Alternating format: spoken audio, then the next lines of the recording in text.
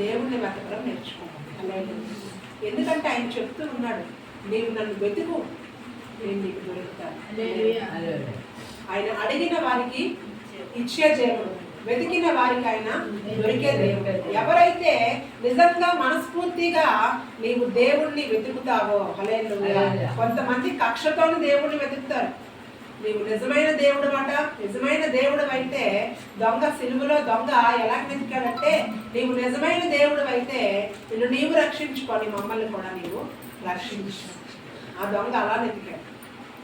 మరొక దొంగ ఎలా వెతికాడంటే, పిచ్చివాడు వాళ్ళని మాట్లాడుతున్నావేంటి, మనకి శిక్ష విధించటము కరెక్టే, కానీ ఆయనలో ఏ పాపము లేదు, ఏ తప్పిదము లేదు.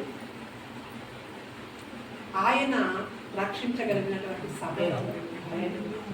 మనుషులు రకరకాల హృదయాలతోని దేవుణ్ణి వెతుకుతారు, కానీ నీవు ఎలాగ వెతికినా నీ పూర్ణ ఆత్మతోని, నీ పూర్ణ హృదయంతోని నీవు దేవుణ్ణి వెతికితే ఆయన ఖచ్చితంగా నీకు దొరుకుతాడు.